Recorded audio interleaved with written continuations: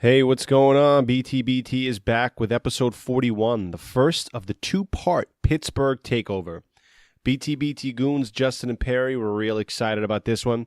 The Pittsburgh natives take us through the best breweries and watering holes and also share some experiences from where they grew up.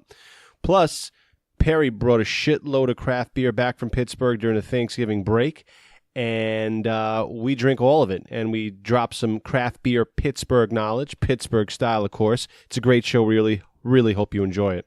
Don't forget, you can be some of the coolest motherfuckers around by ordering custom logo BTBT shirts and 16-ounce can-style glassware from the BTBT store, exclusively found at www.beertomorrow.com. Fantastic for personal use or for the holiday season. Purchase some of our cool gear today. All proceeds go to making this show as amazing as we can possibly make it. Enjoy this week's episode. Cheers. All right, so this is episode 41 of the Beer Today, Beer Tomorrow podcast, and I am Jay Pitts. This is we got Perry with us. How you doing, Perry? I'm doing great. We also got Peter. How you doing? I'm doing pretty good. Yeah, so this is a Pittsburgh takeover, and the first thing that I'm gonna do is I'm gonna call Peter out on his notes because I saw Pittsburgh in very capital letters and had no H in it. Oh. What are we in the 1912s? Wow. I'm looking at my notes now, and I misspelled Pittsburgh like 8 times. All right. Well, that's the first thing you learn about Pittsburgh. Yeah. It was only without the H way back in the day for a little while. Yeah. And we wanted that shit back. Yeah. my mother was actually she's an educator, and she came to Pittsburgh for a seminar, and she did that. She left the H off, and everyone was like, "We're not all Germans here. We're not all Germans here." Like people were just like getting on her. I was like, "Wow!"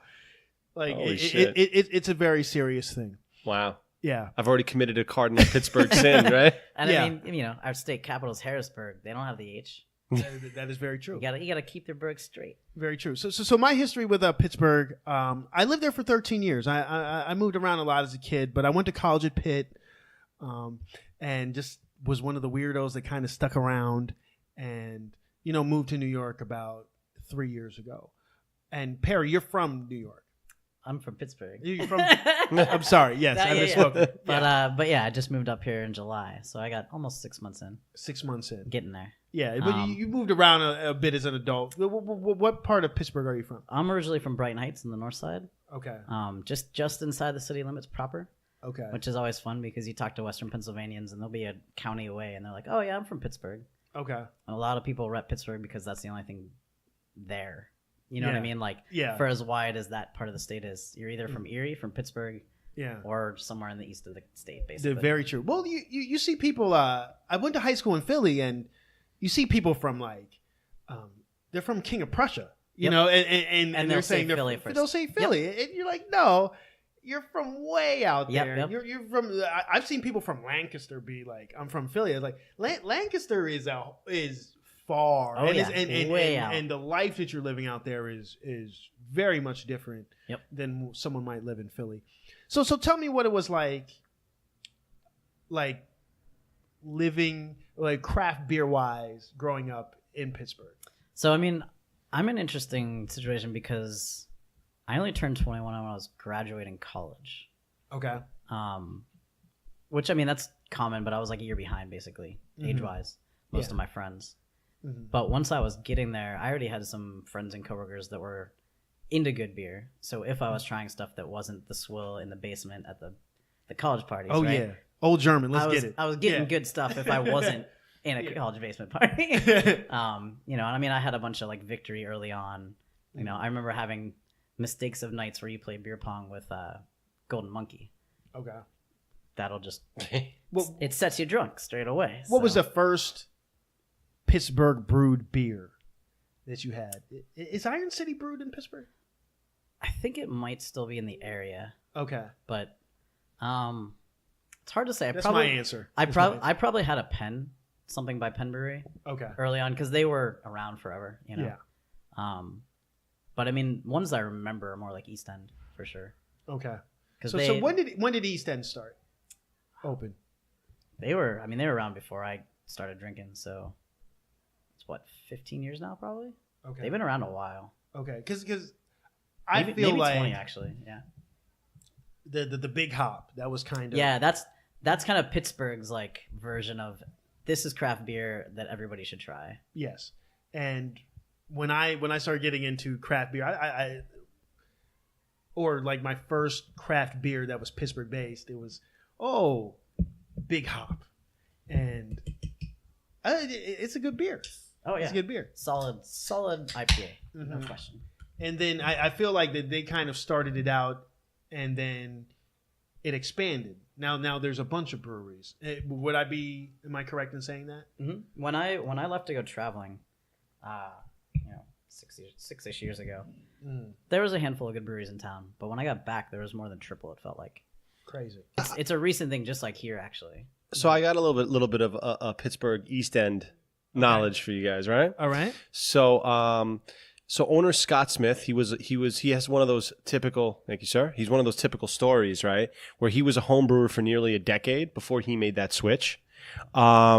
He actually, what he did, he quit his corporate job, which I believe was in consumer products, and he sunk his life savings basically into kettles and fermenters and he did this before it was a trendy thing to do. I mean, he started selling beer in December of 2004.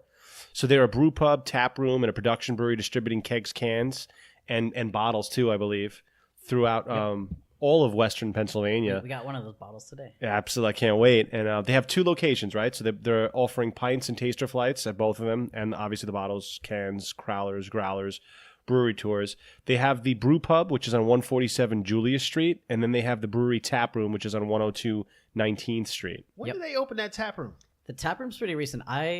I stopped in when I was home before I moved up here, and I think it was still fairly new because it was originally part of a market in the Strip, and then they opened their own location because it was doing so well. Okay. But yeah, it's a really cool space actually. They have the lamps are actually like hop buds, like really really sick glasswork. Okay. And the big beers they had, if I'm not mistaken, was it Fat Gary and Monkey Boy? Were those two of like... Those are two of their more well-known ones. More well-known, sure. right. Yeah. So they played a big role in kind of creating that Pittsburgh craft beer scene, right? Yeah, he was sort of like the Dogfish Head, if you will, like kind of led the pack into being like, we can do this here. Why aren't we? Let's go for it. Mm-hmm. Well, yeah, he did that whole, quitting the job before it was kind of like a trendy thing to do that you see now. I mean, he did it way back then, and it's just kind Another interesting thing that he did was like the good beer for good friends. And it's kind of like a Kickstarter, if you will, right? But before Kickstarter was even a thing, right? If you want to think of it that way. Mm-hmm. So people were investing money. Whoops. It's a little Action Bronson in the background. Yeah, so we got a bunch of people. Got to keep it Queens a little bit, right? He got to get a bunch of people to invest early on, up front, right? And he was like, you're paying for beer that I'm going to brew later. But if you give me all this money, I can make this investment now. I can actually brew the good beer because I can get the equipment I need. And the community reaction was amazing. Like, I think he got all that he needed and more pretty much within a few months straight away. Very cool. And that was the reason they got to grow the speed they wanted to. Very cool. So now this beer that you just poured out, this is the Barbarian IPA by Hitchhiker, 7.5%. Have you had this before? This one I haven't. Or if I did, it was a while back. The other one is newer, and I actually got to taste it while I was back in Pittsburgh. It's also really good. Yeah, no, their tap room that's suburban. Both of them are, yeah. They're both suburban, but they're actually still fairly accessible. I was surprised because the original one's not too far off the T, which is like the light rail in Pittsburgh. Yeah. And then the new one, I got a ride out there, but I was able to walk a few blocks and catch a bus straight back in. And the bus that I actually took goes through Lawrenceville and the Strip, where there's another 5 or 6 breweries. Okay. So it's kind of like how the L's blowing up here. Yeah. That's how Lawrenceville and the breweries are. So you actually, if you're willing to go another 10, 15 minutes on that bus, you can make it out to there. And then you have Dancing Gnome and you have Hitchhiker at the end. Okay. So it's actually, it's further out, but it's still near the border. Got it. Now, did you have factification for Hitchhiker Brewing Company. They're located at 190 Castle, Shannon Boulevard in Mount Lebanon. Late 2017, Hitchhiker opened a second location at 1500 South Canal Street They in have Sharpsburg. 2 locations. Yeah. These are from the new one. Yeah. Okay, I remember when they were opening. So that's very interesting. So if I'm not mistaken, the draft list of Hitchhikers typically they have 8 beers year round, most of which are constantly rotating, as well as homemade dry cider, homemade root beer, and a mead from Alps Mead in Carnegie. They're kind of interesting. They're devoted to refining time-honored styles and discovering new ones, and they're focused on the evolution of their craft, exploring the unknown, and the excitement of introducing people to their beer. So the original pub and former brewery is located in the heart of Mount Lebanon and offers both beer and food. So it's an inviting space to hang out for a few beers, take growlers, cans to go. The new brewery and tap room located in Sharpsburg in a building which was once home to the Fort Pitt Brewing Company has a 15-barrel brew house and a 25-foot-long steel top bar.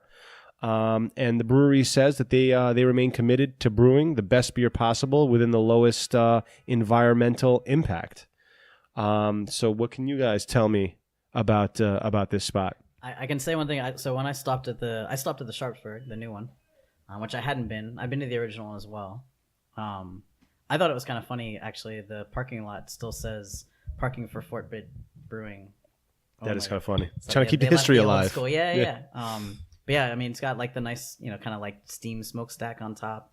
The space is really nice. They actually have a bar room and then like the brew space. But they have seating over there, so you can literally be, a handful of feet away from the vessels. Nice. But yeah, it's a nice new space for sure. And now we're drinking their Barbarian IPA. What do you guys think of that? I like it.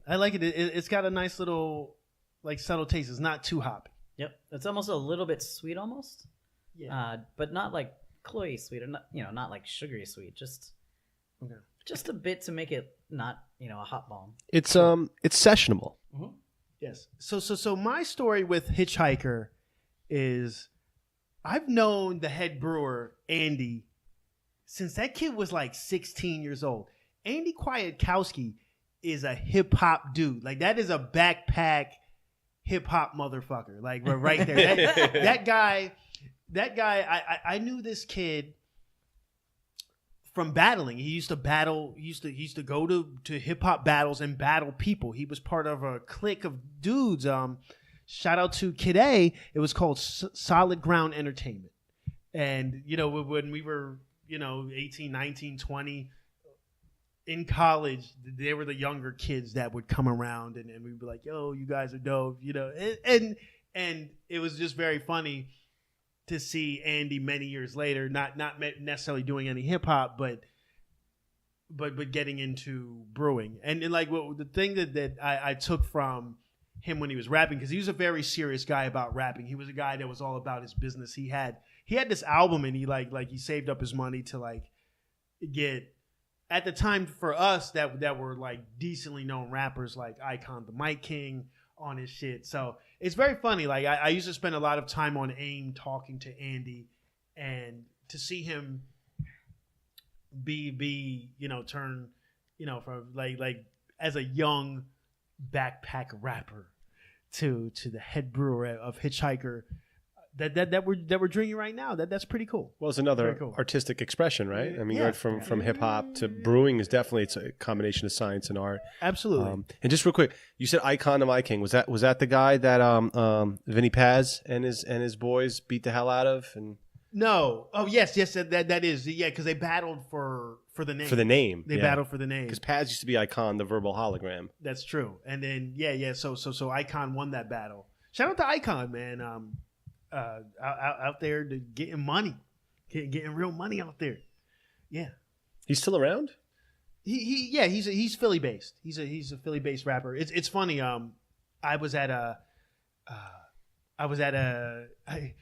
friend of a friend is married to a rapper named Pac FM. Pac FM is a big New York backpack rapper. Yeah. And they like Pac FM said, like, they used to go around and Icon the Mic King would be like, "Oh, we're cousins. And they're not actually cousins. And so like I asked this guy's wife, I was just like, "Yo," all just about Icon Mic King for a whole hour.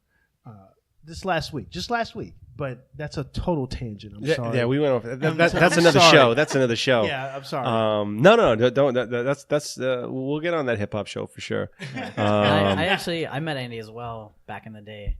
A lot of us would get together at Piper's, a great craft beer bar in Pittsburgh on the South Side, and just share beers and stories and bullshit. But yeah, I remember him working on bringing the brewery up, and yeah, it's definitely been awesome to see somebody like who really wanted it to happen have it actually come together. Yeah, he's a pretty young guy too. Yeah, and yeah, like also Piper's great place to watch soccer. Oh yeah. Just had that World Cup draw, so I'm sure you got a lot of soccer fans in Pittsburgh. Yeah, one of the few bars I think in Pittsburgh that opens at like 6 a.m. Yep, sometimes. early for the games. Yeah. Yeah, especially for the World Cup, which is like I remember being there at 6 o'clock. Just to watch. I remember one time. Yeah, we went to watch like North Korea versus somebody. In a recent World Cup. It's funny. I think this next World Cup, it's in Russia, so I think the timing won't be so bad. I think the games here, if I'm not mistaken, are going to be like 2 or 2:30. I think I could be wrong, but I think with the time difference, it's depends on where in Russia. Well, yeah, I guess it depends on where in +7 Russia. to +17, depending on where you're talking about. Well, I'm hoping it's yeah, I'm hoping it works out because I'm like one of those guys that like I'll DVR the games and I try my best to kind of avoid knowing the result. And I think in America's probably the only place in the world, well, in the Western world where you could probably get away with doing that. Like I think if you were in other countries, it'd be like if you were in Europe or South America, I don't think you'd be able. Yeah, you'd know right away. People be in the streets like going crazy, Now, not to derail the conversation too much, but America's not in it. America's not in it. No. So who are you rooting for? So, I'm obviously, I'm very sad and annoyed that America's not in it. I think America's not in it. I can go on a whole tangent as to what I think. I think there's a lot of problems in the system. We have some great players, but there's a lot of problems. So, my background is I'm also part Greek, and Greece also didn't make it, but I'm also part German. And usually, if it's not, I'm always rooting for Germany anyway. So I'm hardcore rooting for Germany. Like there's no. This one, I'm fully on. Like Germany's my pick. Okay, I'm gonna just root for the continent of Africa rather. like any African teams in it. There's quite a few. Let's bet on black. Excuse me in here. Let's bet on black. There you go. Perry, you a soccer guy at all? I watched a lot when I was in Europe because you can't not. There's no avoiding it there. Yeah, but I mean, I'm not gonna lie. I have no idea. I haven't been paying attention to who's in, who's out. But I got a lot of Slavic background, so if there's any Balkan countries, I'm up for that. Well, and that's the thing, right? Because I think you touched on something interesting. One of the reasons why I'm upset as a U.S. soccer fan that USA is not in it, but also like USA being in it, it brings a lot of people that don't normally really watch soccer or just maybe they're kind of casual, but they'll pay attention because it's the World Cup and you want to support your country, and that helps elevate and grow the game here, and then it's good for their league, the MLS. And it's just good for the sport. So it's a really big blow, especially because America is in a really shitty region. Like CONCACAF isn't like, no disrespect to these other countries, but it's not a very powerhouse region. Okay. They really should have made it, but they didn't. So now, you got like that really in the years past, it was USA and Mexico are the two biggest teams there, but USA fucked up. They couldn't take care of business. And now they're not in the World Cup. Yeah. Very sad. It is sad. It is sad. But what I'm not sad about. I'm not sad about drinking these Pittsburgh beers today. Good segue. And if we're going to talk about all the soccer real quick, though, Pittsburgh does have a soccer team with their own stadium. Riverhounds. The Riverhounds. Yeah. So. They play like League 3, like the third league. I don't know where that. I have no idea where that falls, but I have friends who they're pretty fun games apparently. In the Strip, where is that? No, it's right by Station Square. Yeah, that's right. That's right. Okay. So do you guys? I mean, that's a good segue. Do you guys want some like corny Pittsburgh facts? Let's do it. I pull it? Let's do it. It's not beer related, but here's some Pittsburgh facts, right? So in 1954, WQED became the first community-sponsored educational TV station in America, and that happened. That was Pittsburgh. Still around. Yeah. I was just watching something about Mr. Rogers. There you go. Yeah. Trying to actually, he was talking to like Congress to bring more funding back into public broadcasting. Mr. Rogers is a smart guy. Yes, he was. And now, did you guys know that Pittsburgh has more bridges than Venice? I believe that. They call it the city of bridges. Yeah. That is our namesake for sure. You guys have over 445 bridges, many of them crossing the three rivers. Yep. Yeah. Okay. And did you know Pittsburgh is the home of the emoticon? No, I did know that. I did not know that. That's a little CMU in joke, basically. It was created in 1980 by Carnegie Mellon University computer scientist Scott Fahlman. He created the smiley face emoji. So all the emojis, every time you're on the train, people sending these stupid emojis to everybody. You could thank Pittsburgh for that. Yeah. Interesting. Started off in ASCII. I still love to rock the ASCII, but you know, people are all about the real emoji nowadays. There you go. So what you hit an alt plus 01161 every time? I just mean just the straight up, winking smiley face, whatever. Winking smiley. Keep it simple. Okay. Well, like the semicolon. I don't have all the crazy like sweaty like fucking aliens and shit. So the first Ferris wheel was invented by Pittsburgh native George W. Ferris. This one's actually really interesting. Carnegie Mellon University opened the first robotics center. Okay. In 1979. I used to work there. And really? Yep. Oh, that's pretty awesome. That's into high school. I was working there in one of the field robotics center, part of the Robotics Institute. That's really that must have been an amazing experience. It was really cool. It was just like being not yet in college. It was nice because I was getting real life experience. Right. Even we were doing a lot of academia stuff, but we were next to the high bay where the guys who did the Grand Challenge were working. So all those like Hummers that they were outfitting to do autonomous driving, I walked by it every day. Wow, that's what's up. That's really cool. Yeah. And I got some more. If you guys interested in a couple more? Yeah.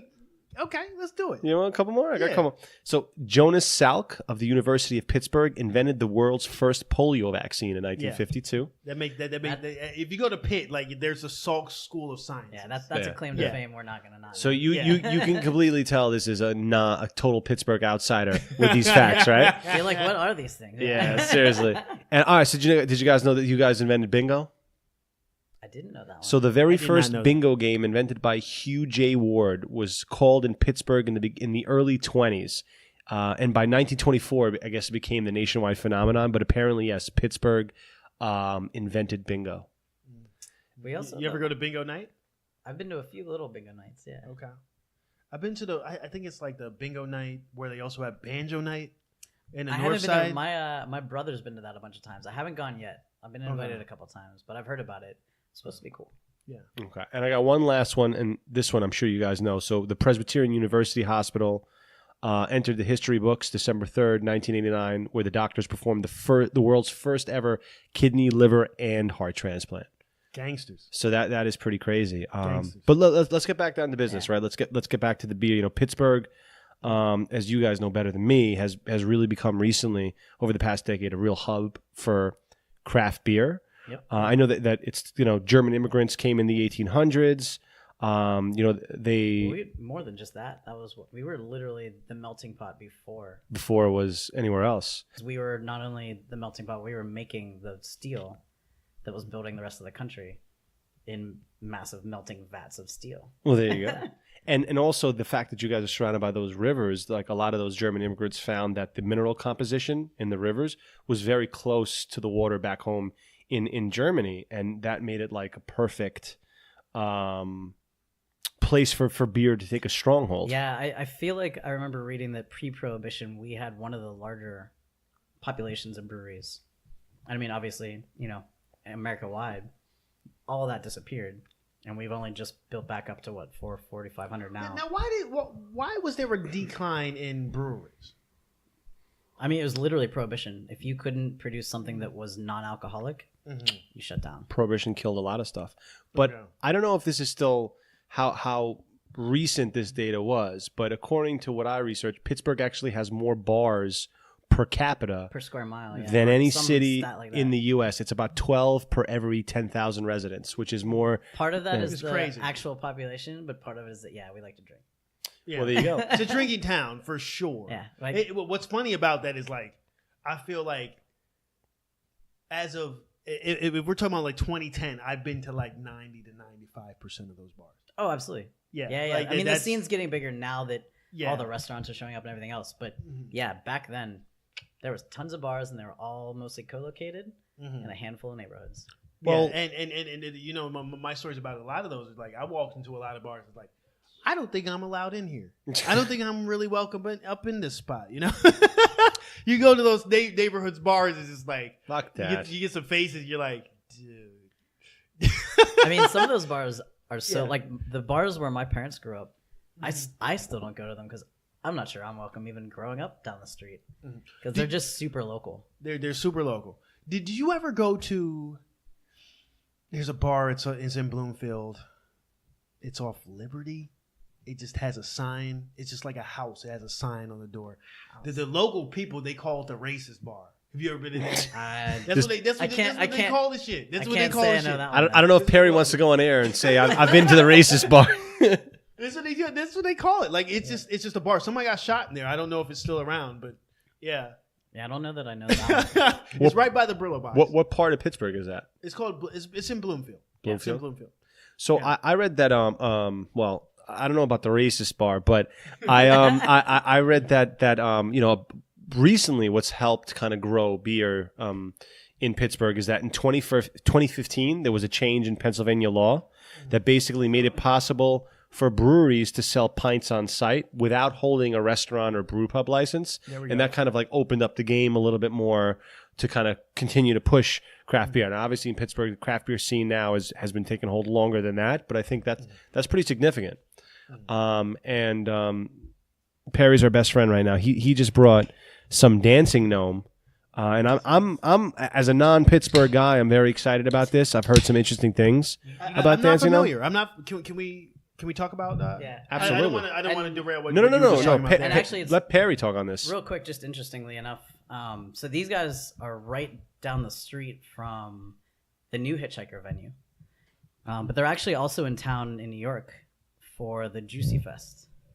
So they're here. They're here this weekend in New York. Yeah, they got the brewers are in town and they're doing some cool stuff. Yeah, I might pop by tonight and see if I can say hey. There we go. But also, just shout out, like you were talking about, the Pennsylvania laws changing. Fuck the PLCB. Oh, for sure. Growing up there or being in college there, you couldn't get a beer on Sunday, right? Like that was a big deal. I knew people that drove to Ohio to pick up kegs for Steeler games. Wow. That's how bad that was. Yeah, like it was pretty bad. But then like Giant Eagle became the big thing. They found the loophole, and they're trying to make the loophole normal now. Okay. But yeah, like Canadian Breakfast Stout just got released from Founders, and based on Facebook, everybody was just crushing through to find those and get them as early as they could. And Giant Eagle was actually one of the best places to get them this year. Okay. So it is nice that the places that can now do. Yeah, Giant Eagle is the major supermarket chain in Pittsburgh, by the way. Yeah. So Dancing Gnome, located at 925 Main Street in another Sharpsburg brewery. Just down the road. So they're kind of interesting. What's the bus line? Oh, you got to tell us the bus line. Take the 91. Take the 91? Yeah. So it goes from on Butler in Lawrenceville. Yep. And then continues out across and over there. That's what I was saying. It's if you think of all the ones that are at Taco Bell first. Yeah. Stop. You might be. I'm already like hurting thinking about it. Yeah. So they're interesting. The way they describe themselves is very interesting. So they say they're a beer. Their beer is brewed with knowledge, passion, and lucid abandon. They're an industrial brewery tap room pouring craft beers and inviting digs with a view of the production area. Dancing Gnome is the germination of ardent exploration and the thirst for veracity. They unapologetically brew hop-pronounced styles and believe in the process of designing, refining, and perfecting their creations.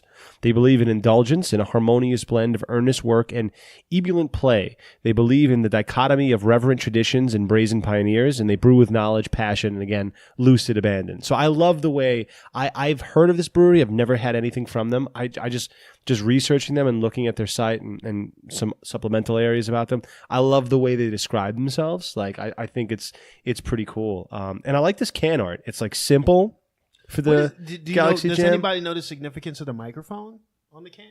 I really like the mic. Yeah. I don't know actually. Maybe it's related to the jam side. Yeah, I don't know. Jamming out. I don't know. Yeah.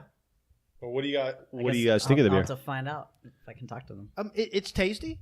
It's tasty. So this is this is second IPA in a row. Yep. Yeah, we're doing 3 IPAs, a double, and then Barley one. barley one. And my. they call themselves an organoleptic. Well, they call this beer an organoleptic India Pale Ale, 6.8% ABV. I like that on the can. They're like chill, drink, repeat. I'm definitely down for that. Yeah, of course you got to consume this fresh. I like this. I feel this is more hop forward than the Barbarian. Yeah. Different style. I mean, this is also a mosaic Right. blend, so I think they were pushing. They're pushing the really hops. bring it out. Yeah. And it comes through. This is really, it's tasty. Very tasty. Do you know the guys behind this? So I have never met the people behind Dancing Gnome. When I was home late last year, I guess, I went out to an event they had selling tickets for, was it Beers of the Berg? They were selling early bird tickets to that. That was the first time I got to see this space, and it is a really nice space as well. Okay. Pittsburgh's cheap anyways. Like the main barrier, it seems, in New York is just finding a space and paying for it, right? Yeah. And building it out. Obviously, it's a much cheaper situation in Pittsburgh, but then you even go that little bit outside the city, and it's even cheaper, generally speaking, right? Absolutely. So you can do a lot with very little. So let me, if you know what you're doing. That's why I think, like, if I get done with New York, like, and I think that's going to happen, I might have to move back to Pittsburgh. Yeah. I'd consider it. Yeah, I mean, consider it. Colorado is another one because I can smoke some. Well, I'm not going to talk about that. I've never done that in my life. in the previous episode, you confirmed that you've never done that in your life. Yeah. I've never done that in my life. Well, I mean, it's finally medicinal. So Pennsylvania has a very limited medicinal now, at least. So. Well, let me ask you guys, Footsteps.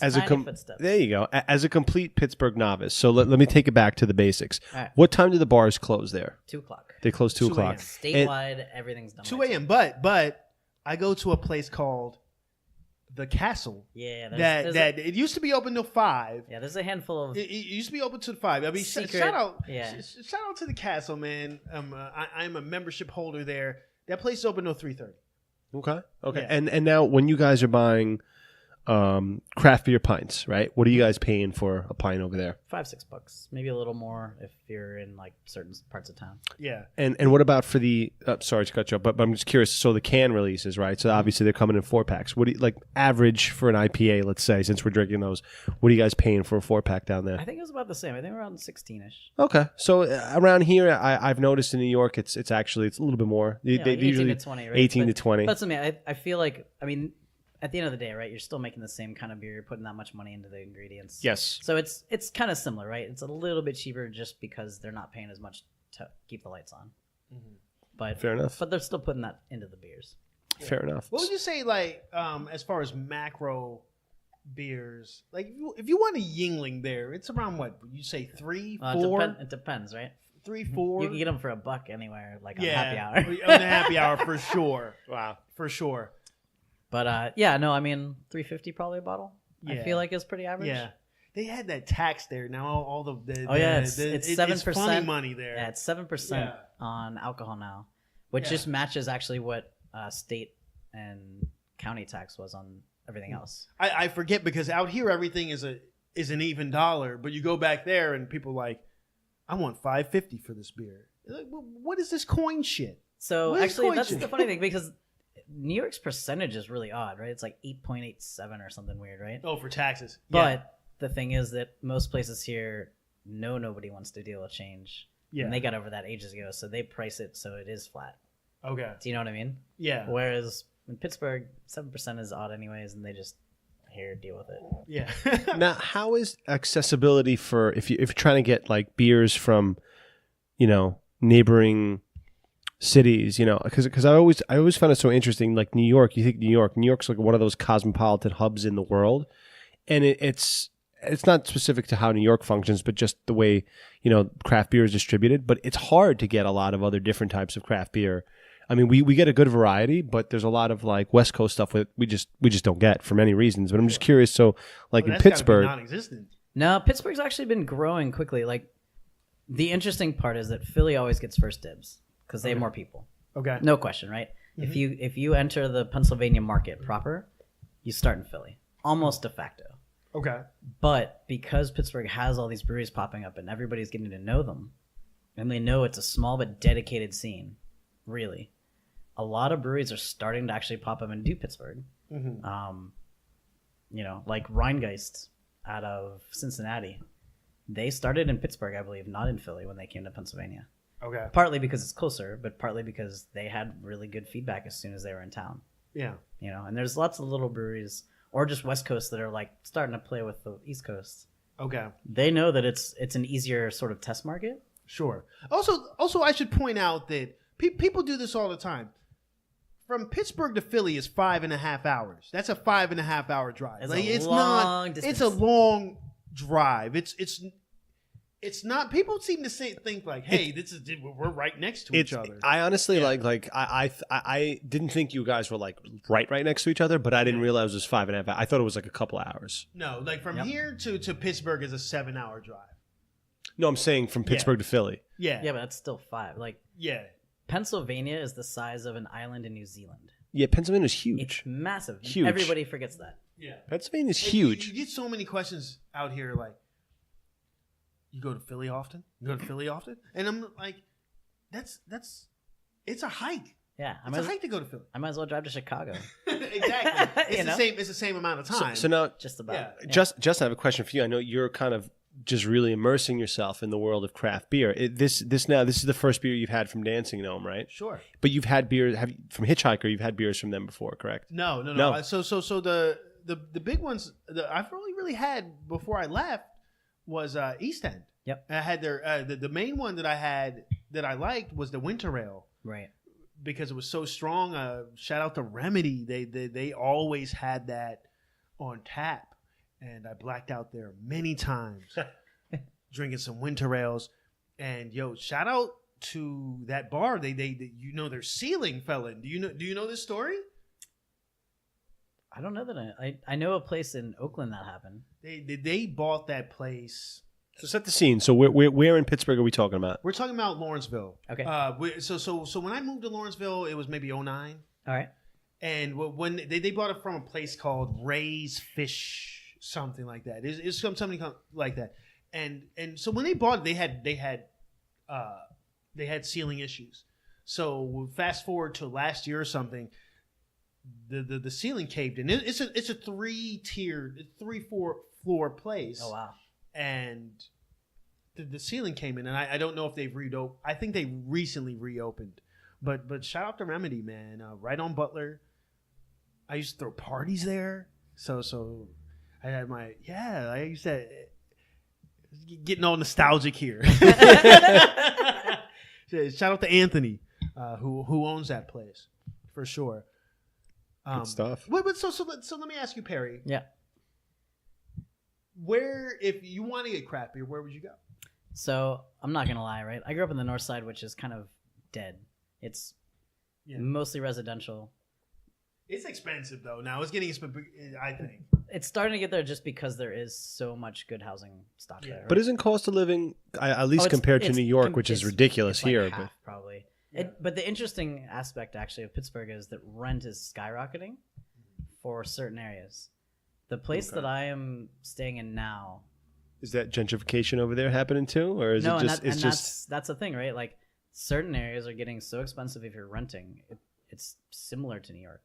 I'm only paying a couple handful, $100 more than I would for a good location in Pittsburgh. So it almost makes more sense to just purchase. But yeah, if you're buying, it's super cheap still, comparatively. Yeah. Well, like Lawrenceville. Wow. You might find me in Pittsburgh at some point. Got a lot of kids to feed. The problem is that the pay increase has not necessarily matched what the rent. Yeah, that's what I'm saying. It depends if you're in a market where you're already being paid really well. Yeah. Pittsburgh is a shoo-in. It's easy. Right? Mm-hmm. And you can afford to pay the rent there if you're not ready to commit. But if you're not making that much money, then housing is still cheap and it's reasonable no matter what your life is. Yeah, I mean, kind of to your point, I feel like if you're making X amount of money, if you're certain, depending what you do, like you can go to other states and you'll still get paid really well and you'll live comfortably. But I think it's the people below that kind of pay gap that kind of would struggle. exactly. Yeah. Like if I tried to go to Pittsburgh and tried to ask for the money that I make here, they'd laugh at me. Mhm. That's how I feel about it. So Well, but to get back to your question, sorry. no, go ahead. You were asking. So I grew up in the north side, but I went to school in Oakland, went to Pitt just like you, worked at Carnegie Mellon as I mentioned, and then I moved to South Side and I was working for a company in the South Side Works, and South Side is kind of like, I don't know what to describe it, sort of like maybe the Williamsburg. Lawrenceville is Williamsburg. In the Lawrenceville's hipster way, Williamsburg. but I mean, there's the density of bars. Yeah, I don't know. It's Maybe it's more like the Lower East Side. Like East Carson is very douchey. It's like you put a line of bars down a row. It's not all that. It's not all that. Yeah. But it's very probably, douchey. I think it is more like Lower East Side. You have certain parts of those blocks where you're like, nah. And then you also have a ton of just great spots. Yeah. And so I lived on the South Side for 5-ish years, maybe a little more. Mm-hmm. I lived there for the last year I lived there. Yeah, and I always lived higher up. We like to joke about the South Side, right? So around 10th Street up to 17th Street. And these are small blocks, to be honest. It's all the clubs and like not so great bars mostly. Mm-hmm. There's some good ones. Meat packing. Yeah, there's some good spots in there, but mostly that's where the insanity happens on the weekends and the stupidity. But once you pass 17th Street, it's a little bit thinner, but great spots. Yeah. Without fail.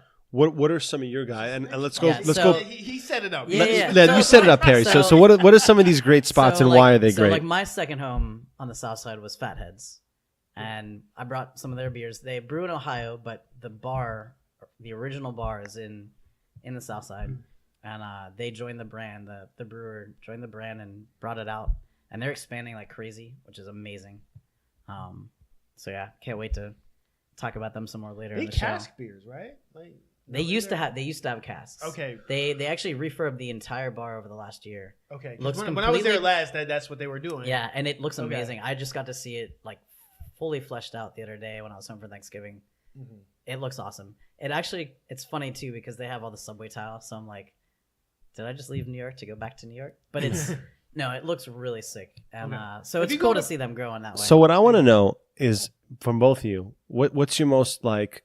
This is the most fucked up I got in Pittsburgh story. Do you guys have some stories? I'm sure you guys got a lot of stories. I went to college there, so absolutely. Yeah, I mean, I don't remember half the stories. I was in a fraternity. Shout out to ZBT.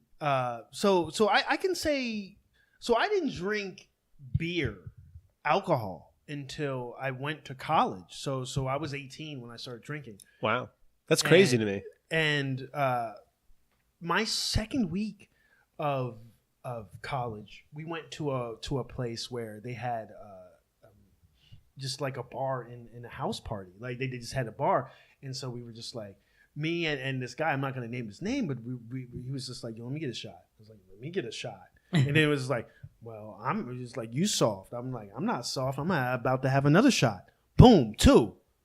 5 minutes later, 3, 4, 5. Yeah, you can tell you guys never drank before. Yeah, we never drank before. So within 40 minutes of being there, I had to be carried home.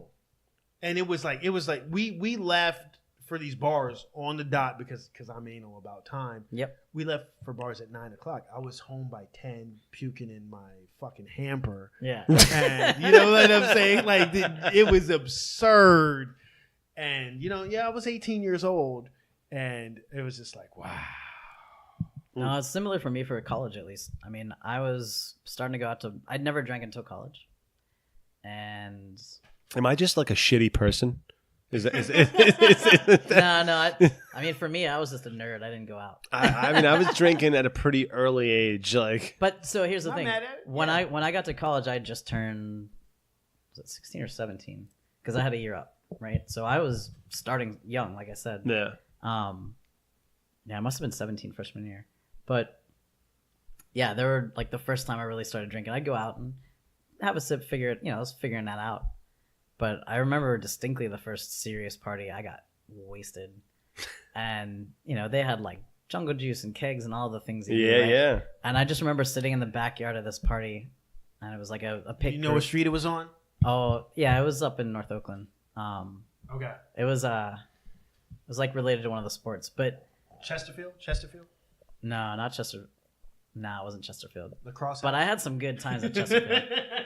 I definitely had some good times on Chesterfield. Oh yeah, no, and I got stories from that place too. But yeah, I just remember sitting down in a chair in a backyard and feeling the world spin for the first time. Yeah, because you never forget that first The time. first time it's spinning. Yeah. Yeah. It's like, all right, so that's what alcohol does. Got it. Yeah, no, I mean, when I was growing up, alcohol was just accessible, like whether it was family or whatever. And I just remember one time, not to derail what we're talking about, but it was it just popped in my head. It was this one time. So I grew up in Astoria, and it was a group of friends that I had. We parted ways years ago, but there was actually a place. I think it was. I don't know if it was run by Middle Eastern folks. I don't remember, but it was a full bar. It was a bar lounge. And this is like they wouldn't card. We were like 16. We were up in there drinking liquor and all this stuff. And I never forget this one story. There was this like 50-something-year-old Middle Eastern guy talking to one of my buddies who's 16. And he's like trying to sell him like pills. But he was like this, like it was, I listened into his sales pitch. And he had this like thick accent. And he was like, yes, you buy these pills. He's like, delay come 1 hour. And it was the funniest shit. Oh, like, wow. yeah, it was absurd. Like, there was a lot of crazy shit happening when we grew up. I know that I completely derailed that out of nowhere, but It's funny to me But I though, don't because think that Perry actually answered. no, so Fat the Heads was the question. first one I Fat answered. But that was the Heads. first Fat one. Heads. Yeah, Okay. but there's more. I mean, like, so and my- we have beer from Fat Heads coming up, right? yeah. That's what I'm saying. We're gonna talk Oh, about wow, that later. okay. So. This is a fucking great potential segue. Yeah. Look at you killing it. But He but needs to my add other spots, podcast producer on his resume. We briefly talked about Pipers. Pipers is solid. Always. And where is Piper's again? Pipers is almost. It's also in the south side, almost across the street from Fat Heads. To be honest. Yeah. Also you can easily stumble from one to the other. Yeah, I and recommend. they both have amazing food, so either way, you're fucking set. Yeah, I recommend. Well, Fat Heads has great food. That's what I'm saying. They're both solid. Yeah. for So that. I recommend if you go to Pittsburgh, you should go to Fat Heads. You should go to Piper's. I would recommend not going there like Saturday, Friday. I actually prefer it on the weekdays. Yeah. I mean, so we did a beer share every Saturday at Fat Heads at the one corner of the bar, and that's not as prevalent as it used to be.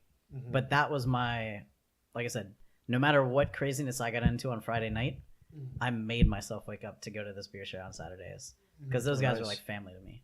Oh. And that's part of the part of the crowd that I got to see when I was home. Yeah. Sure. And these are the people, like, actually one of them, a good friend of mine, briefly worked at Hitchhiker, Okay. as we were talking about.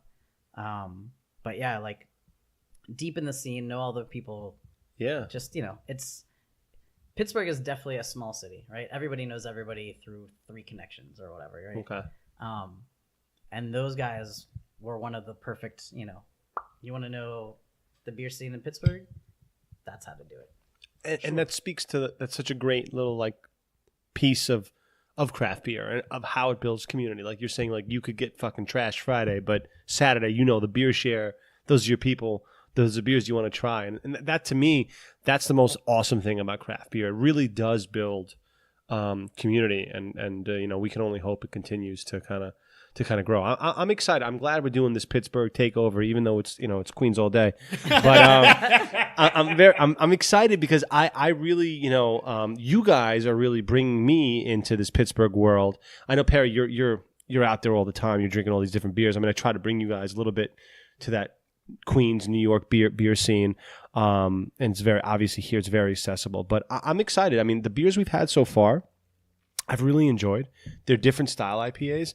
I feel like the Galaxy Jam is very, very bright, very hop forward. As you said, the Mosaic. It's very, very tasty. I'm excited to learn more from you guys about this Pittsburgh craft beer scene going down. Yeah. So I have more questions. All right. So you got to give us a non-South Side place to get beer, craft beer. Oof. I mean, it was tricky to leave Southside once I got there, but I mean, Mad Max was always a joint for me. The OG in Oakland. What if you're trying to just get cans? So cans are still rare in Pittsburgh. Yeah. I mean, to be honest, they're starting to come up. Obviously, I brought some. There's no I shops. got to mule some stuff up. Yeah. Actually, the main shop I would go to because I don't drive. Right, a lot of the bigger shops are a little further out. Right. Okay. Because Pittsburgh is one of those places where the city proper population's tiny. Right. Mm-hmm. This was like the funny stat I actually read before I went home. Brooklyn's about 70 square miles. Pittsburgh, the actual border, the limits is about 60 square miles. Huh. So not that much more, right? Like that's a chunk of space, but it's not massive. Yeah. But there's only 300,000 people within the city limits of Pittsburgh proper. Yeah. As soon as you take in what we call Pittsburgh, the greater Pittsburgh area, you're talking more like 1 to 2 million, which is roughly what Brooklyn is. Yeah. So if you take the greater Pittsburgh area, it's Brooklyn. But if you take the proper size of all of it, it's a tiny fraction. I didn't know that. Yeah. And that that's what I find interesting is the density is not there, but the population is. Sure. And that's the interesting part about Pittsburgh is yeah, we have all the space. We're dropping knowledge and right there's now. just not people there. Sure. Right? Like, I don't know, I grew up just inside the city by Bellevue, which was actually a dry neighborhood, a dry community. Yeah. And they've just recently changed the laws and a couple of places have liquor licenses now. And yet, I look at a lot of these places that are, they were middling, right? They're like maybe gaining population, but barely, if that. Mm-hmm. And it's like, well, when Pittsburgh expanded, because Pittsburgh actually used to not be part of the north side. That was a separate city, Allegheny City. Mm-hmm. And they annexed it, doubled the population in one go. Oh, wow. Right? So I'm like, and I know this isn't trivial and this is not back in the day anymore, but I'm like, yo, take over the rest. Make Allegheny County Pittsburgh just like Philly did. Yeah. Right? Philly County is Philadelphia now. Like most of the counties of the Kings city. County is Brooklyn. Yeah. Do you know what I mean? So like, take it. Like bring it in. Get some money. But yeah, like, but it's interesting because the city of Pittsburgh proper is tiny compared to the community and the actual metropolitan area that is there. Okay. Now, but cans. We have no place to go to get cans.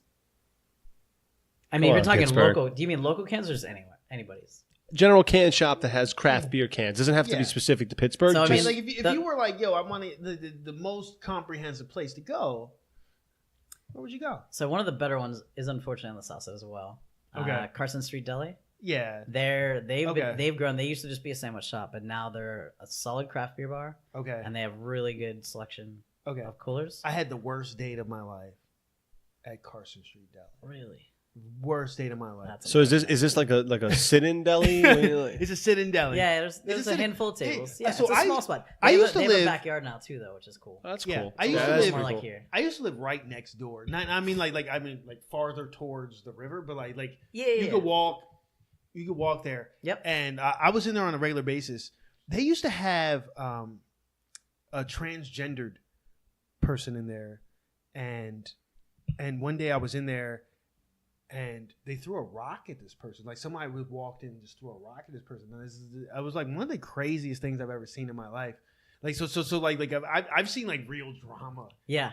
In this bar, but secondly, like I should say that I had the worst date of my life because I wasn't catfished, but the woman showed up and she didn't look like she did on OkCupid. Gotcha. And then like we didn't vibe at all, and it was the shortest date I ever went on. It was about 45 minutes. So wait, so different. All the wrong questions. That you guys different. How was it different? Was a different person in an image, or was she like 200 pounds different? Like what was the difference?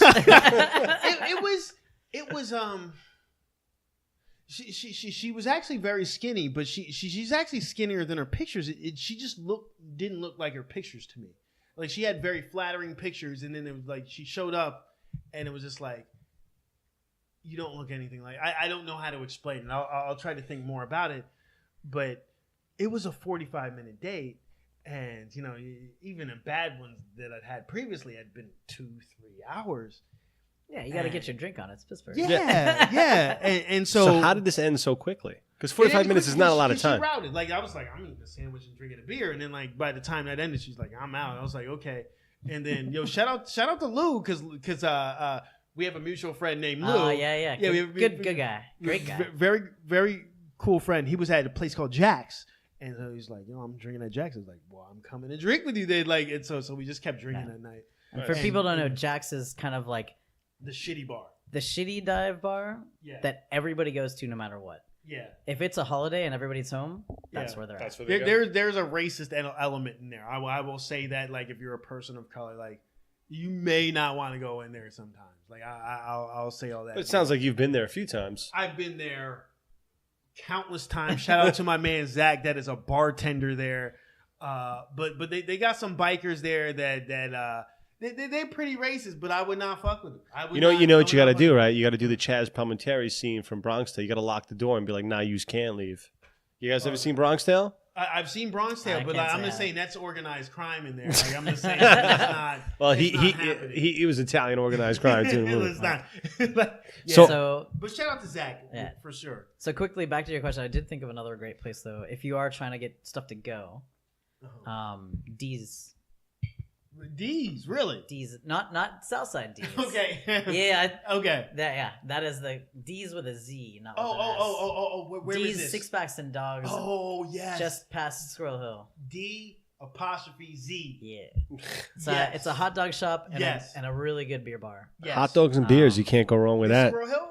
It's just past Squirrel Hill. I forget the neighborhood proper because it's on the border. I love that place. So guys, you can walk in. Yep. Talked about that. So where are we going on this Pittsburgh beer journey? Where are we going next? We did Hitchhiker. Yep. We did Dancing Gnome. We're gonna hit the Fat Heads next, and then we're gonna hit the last Hitchhiker after because it's double. All right. So I figure So we have another Hitchhiker. We're gonna up the ABV as we go and get ridiculous. Okay. I got some Fat Heads knowledge if you guys want to hear it. As we segue to there, right? Let's do that. Okay, so Fathead Saloon, open in the historic, again, South Side. I guess in Pittsburgh, South Side's where it's at. There's only two or three main neighborhoods for drinking. Really. So we should give some background. The two big neighborhoods to me are the South Side. South Side is pretty douchey. Like it's like it's douchey. Like I said, you got that 7 blocks of douche, and then the rest is reasonable. It is reasonable, but the douche level does bleed. You can't escape douche wherever you. I mean, there's douche everywhere. So. It bleeds, but it's like 10 to 2 Friday, Saturday. Any other time is probably fine. That's why I said I loved living there. It was beautiful, and if you're even blocks off of Carson, which is the main strip, it's the main road there. Yeah, just living a few blocks away. You'd never know. So I need to ask, is there a difference between a Pittsburgh douche and a New York douche? Or are they in the same spectrum? Oh, well. So tell me about a Pittsburgh. I feel like you're better qualified because I don't know New York douches that well yet. I'm still picking them up in my radar, what's a prototypical Pittsburgh South Side 10 to 2 douche? The first thing I can say about Pittsburgh douches, though, they're going to be from the suburbs. They're going to be from the suburbs. Most people that go to the South Side on the weekend to be fucking idiots. They're from the suburbs. They're from the suburbs. They don't live in the city. Well, they don't know how to act. We can agree on that, yeah? Here they're from Jersey. It's not much different. So I guess it's the same idea. It's the same idea. All right. And it's very similar. I think the accents are fucking very Jersey. different. I mean, like, and maybe it just ends there. Because it's just very like, yo, you don't want to be around these people. Yeah. But like 10 to 2. That when I lived on East Carson, I was like, yeah, I'm not trying to be here 10 to 2 Friday and Saturdays, but any other time, this is an amazing place to live. Okay. Now, the other neighborhood where I lived for 6 years and I got to see gentrification happen before my eyes is Lawrenceville. Yep. Lawrenceville is more like Williamsburg. Yeah, it's the one. That's what I was saying. Yeah, it's incredibly hipster. Yeah. And that's where all the people that are leaving Brooklyn are going to open places. Wow. I mean, kind of literally. They're just like, well, I can't afford it here. Let's do it. I'm sure it's much cheaper there to open up businesses. It's crazy cheaper. Yeah. I mean, which is part of the reason why the craft beer scene is brewing, because it's cheaper to do it in Pittsburgh than it is to do it in an East Coast or West Coast. I do feel like a lot of the places opening in Pittsburgh are people that have been there for a while. Like they're not transplants taking advantage of that. Mm-hmm. They're locals that are going, why not? Although as the scene expands, I would imagine you're going to get some transplants. It's going to change, absolutely. Yeah. But I mean, a lot of the people that I've talked to in the scene have either been there for a while or they went there not for that reason and went, I can do this though. Mm-hmm. Because it's actually an option. Fair enough. So I'm actually excited for this Fat Heads, right? This is actually one of my favorite IPAs. Okay. So these are Pittsburgh OGs. Right? They opened in 1992, right? This is, wow. Okay. Yeah. I don't know the history. And to be honest, it's funny. Let's factify and then I'll go get the beers. Okay. All right. Let me do a quick factification. Right. So Fathead Saloon opened in the historic South Side of Pittsburgh. That is part-time douche-free, part-time douche-filled, apparently, in 1992, and grew to be known for its selection of craft beer and their sandwiches, which I believe they're called headwiches, right? Yeah. Because of the size of your fucking head. Yeah, they're fucking massive, right? I could go for one of those right now. I'm fucking starving. But so basically, brewer Matt Cole, he apprenticed at Baltimore Brewing Company and then worked at Penn Brewery and Great Lakes Brewery Company before joining Rocky River Brewing Company. So Cole spent more than a decade there, winning several awards at both the Great American Beer Festival and the World Beer Cup. So he partnered with Glenn, I'm probably going to mess his Benini, there you go, owner of Fat Head Saloon in Pittsburgh, Pennsylvania, to open Fat Head's Brewery and Saloon in Cleveland, Ohio in 2009.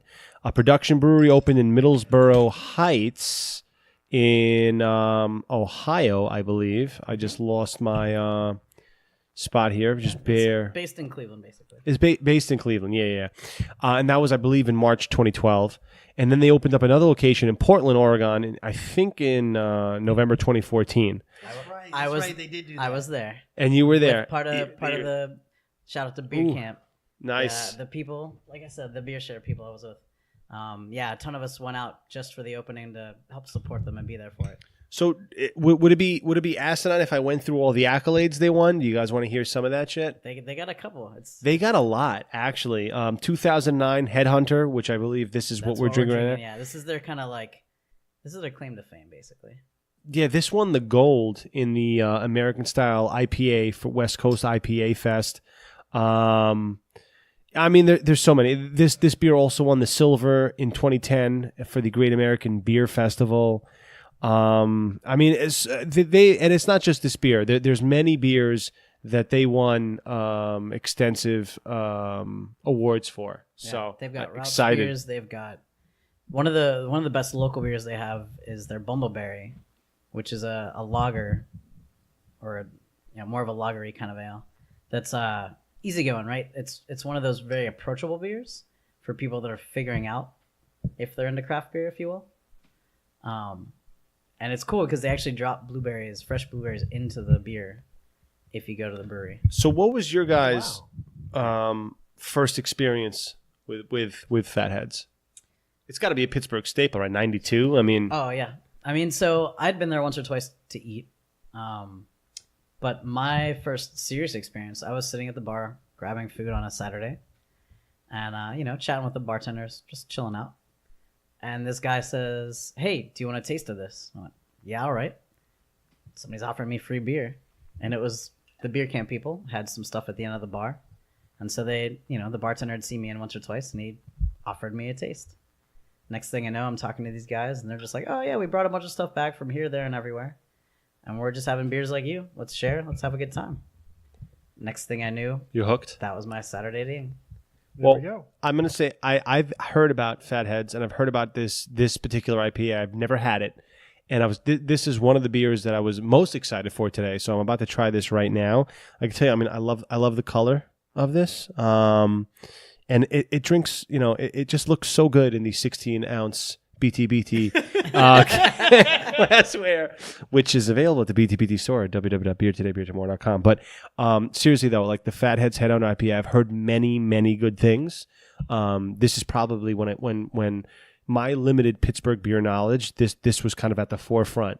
Their beer, their company and their beer. So right now I'm about to. This is one of the craft beer bucket lists. This was on there. You had some Pittsburgh on this list, okay? All right. Full disclosure, and I'm about to try it now. So please, gentlemen, talk amongst yourselves as I savor this. Okay. Yeah, I mean, like for me, one of the reasons I love this beer is because it's got such a balance, right? Like we all love hoppy beers, and they'll blow your mind and they'll blow your palate too. This is something you can have a handful of and just chill on. It's not sessionable, but it's more than drinkable for a few. This is really nice. Now, what does it mean to be sessionable? You can have a bunch and drink not it all be day. Hammered. Yeah. Drink it all day. Or not lose your taste. And so if it's a session IPA, that means it's higher alcohol. Session's lower alcohol. Session is lower? Oh, so okay. I get Yeah. Although it's funny because in America, session originally was 3 or 4%, which is like British style. Mm-hmm. And because of the craft beer scene, it's now 5 or 6. Wow. Like our definition of sessionable has changed quickly in the States. Mm-hmm. Yeah, I think I had a session IPA the other day that I brought back. I think it was from LIC actually, and it was 5.7 or something. I was like, that's a normal beer. Yeah. How is that a session beer? And then I went, oh right, America. Hey guys, thanks for listening to this week's show. The Pittsburgh takeover was in full effect, and it was a lot of fun, but it's still Queens all day though. Now, this Friday, December 8th, BTBT is co-sponsoring Controlled Chaos 3 at the Image Gallery at 1501 Broadway from 6 p.m. to 11. The event features over 20 musicians and artists, and yours truly, BTBT, will be posting up laying down another dose of dopeness. Toys in their original packaging will also be collected on site for Toys for Tots. Get your tickets at eventbrite.com for Controlled Chaos 3. We'll be back next week with part 2 of the Pittsburgh Takeover, but until then, keep following the Craft Beer Odyssey on Instagram, Facebook, and Twitter. As always, no matter where you are in the world, drink local, drink fresh, repeat. Cheers.